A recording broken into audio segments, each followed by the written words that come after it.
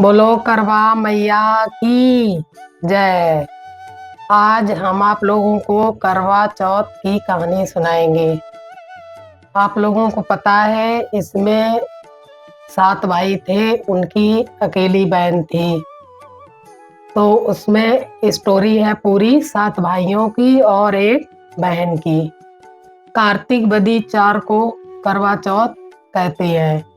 इसमें गणेश जी का पूजन और व्रत सुहागिनें स्त्रियां अपने पति की दीर्घ आयु के लिए व्रत रखती हैं। प्राचीन काल में द्विज नामक एक ब्राह्मण के 7 पुत्र और एक वीरावती नाम की कन्या थी। वीरावती प्रथम बार करवा चौथ व्रत के दिन भूख से व्याकुल होकर पृथ्वी पर मूर्छित होकर गिर पड़ी।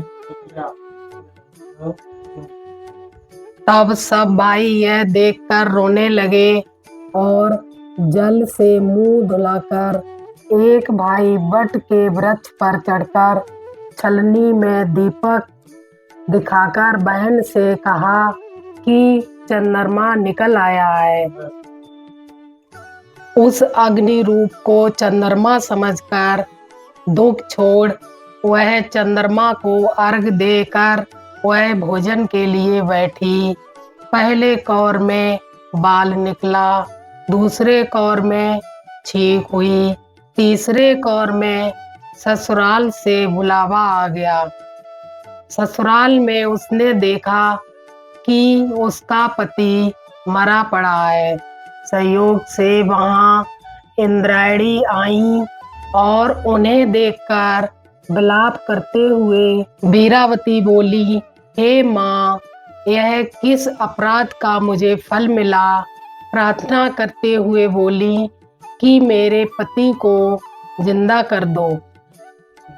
इंद्रायणी ने कहा कि तुमने करवा चौथ व्रत बिना चंद्रोदय चंद्रमा के अर्घ को दे दिया, यह सब उसी का फल से हुआ है। अतः अब तुम 12 माह के चौथ के व्रत का करवा चौथ व्रत का श्रद्धा और भक्ति से विधि पूर्वक करो, तब तुम्हारा पति पुनः जीवित हो उठेगा। इंद्रायणी के वचन सुन वीरावती ने विधि पूर्वक 12 माह के चौथ और करवा चौथ व्रत की बड़ी भक्ति भाव से किए और इन व्रतों के प्रभाव से उसका पति पुनः जीवित सदृश जीवित हो उठा। बोलो करवा मैया की जय, बोलो पार्वती मैया की जय। ये व्रत शंकर जी और पार्वती के विवाह के समय से ही हो रहा है, क्योंकि स्त्रियां अपने पति की दीर्घायु के लिए ये व्रत करती हैं। उनका पति लंबी उम्र हो और दीर्घायु हो, अच्छे से उनका जीवन यापन हो। बोलो करवा मैया की जय, करवा मैया की जय। तो आइए दोस्तों जानते हैं करवा चौथ का महत्व।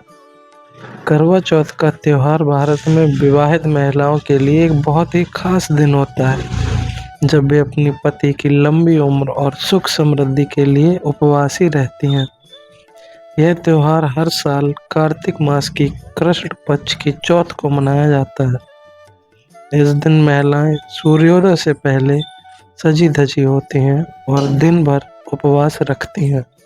तो चलिए फिर जानते हैं इस त्योहार के पीछे की पूरी कहानी, उसका महत्व और कैसे इसे धूमधाम से हमारे भारत में मनाया जाता है। तो बात करते हैं करवा चौथ की शुरुआत। तो करवा चौथ हर साल कार्तिक महीने की कृष्ण पक्ष की चौथ को मनाया जाता है। ये त्यौहार खासकर उत्तर भारत में बहुत ही धूमधाम से मनाया जाता है। तो करवा चौथ के दिन महिलाएं सूर्योदय से पहले ही उठ जाती हैं और सरगी करती हैं, जो उनकी सास के द्वारा दी जाने वाली विशेष भोजन सामग्री होती है। इसके बाद वे दिन भर बिना पानी और भोजन के व्रत रखते हैं और ये व्रत तब तक चलता है जब तक रात में चांद दिखाई न दे जाए। अब बात करते हैं इस त्योहार की तैयारियां। तो इस दिन का उत्साह महिलाओं के चेहरे पर साफ साफ झलकता है। नई नई साड़ियाँ, शादी के जोड़े, चूड़ियाँ और आभूषण पहनना तो इस दिन का एक खास हिस्सा है। महिलाएं इस दिन खासकर तैयार होती हैं जैसे कि वो किसी खास अवसर या किसी खास चीज का हिस्सा हो। हाथों में मेहंदी लगाना, माथे पर बिंदी लगाना और खूबसूरत चूड़ियाँ, यह सब करवा चौथ की शान होती है। इस दिन महिलाएं एक दूसरे के साथ मिलकर व्रत रखती हैं और पूरे दिन की पूजा की तैयारी करती हैं। तो आइए अब जान लेते हैं करवा चौथ की कथा के बारे में। तो करवा चौथ की कथा की कोई ऐतिहासिक या प्रमाणिक तो पुष्टि नहीं है, लेकिन एक स्टोरी है। तो वो स्टोरी चलिए आपको हम अब सुनाते हैं। तो यह कहानी न कि सिर्फ दिलचस्प है, बल्कि इसमें समर्पण और प्यार की बहुत ही गहरी भावना छिपी हुई है। तो चलिए शुरू करते हैं इस स्टोरी को।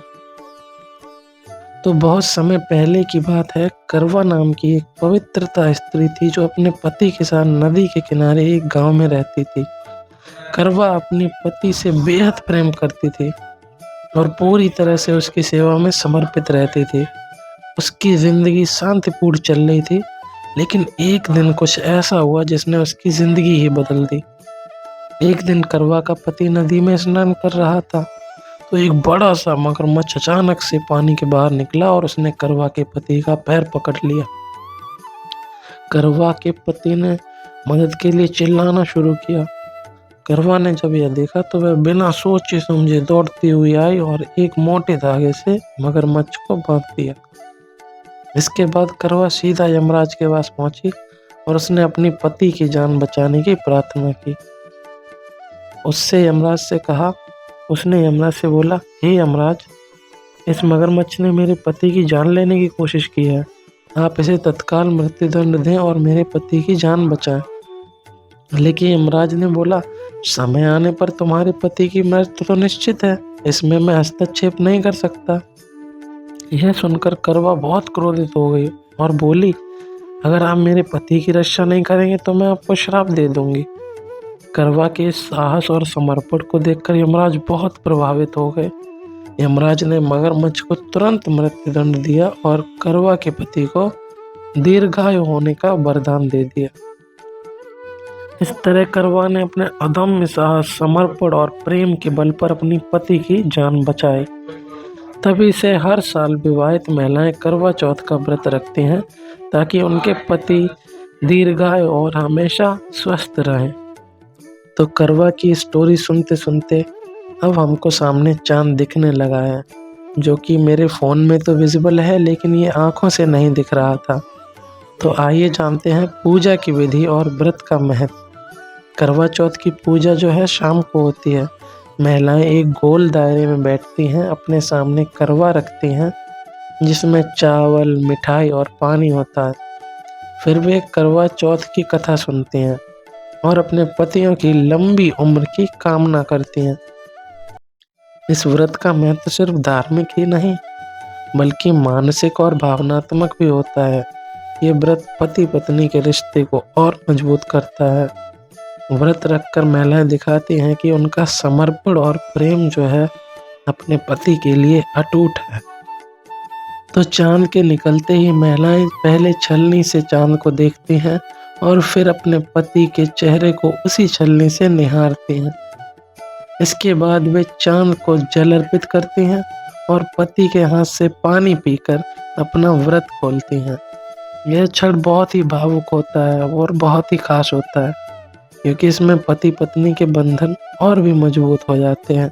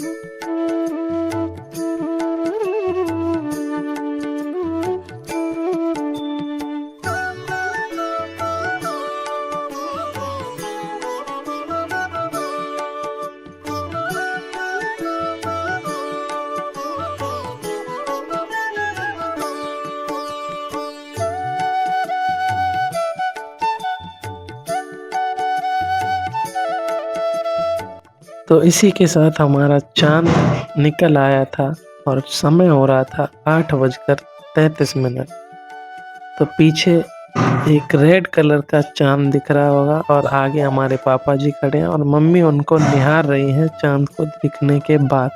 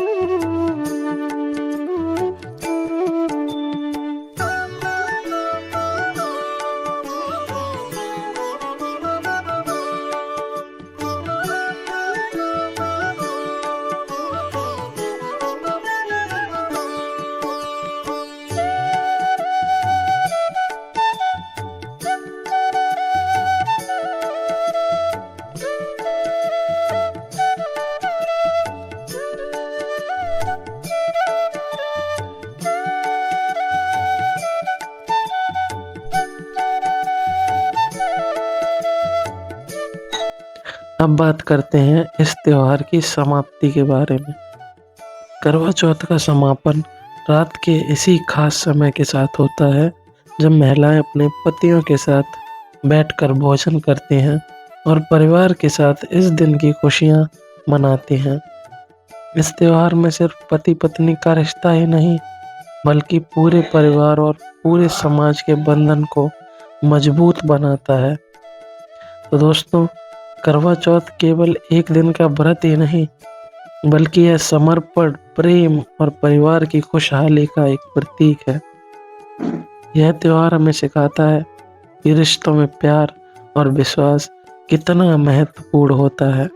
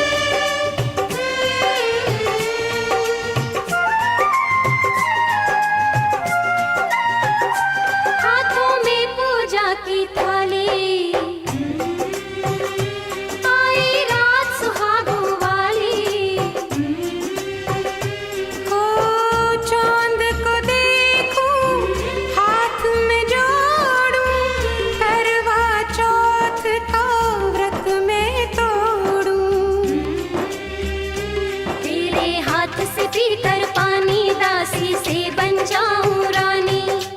आज की रात जो मांगे कोई वो पा जाए रे। घर आजा परदेसी तेरा देश बुलाए रे। घर आजा परदेसी तेरा देश बुलाए रे। घर आजा परदेसी तेरा देश बुलाए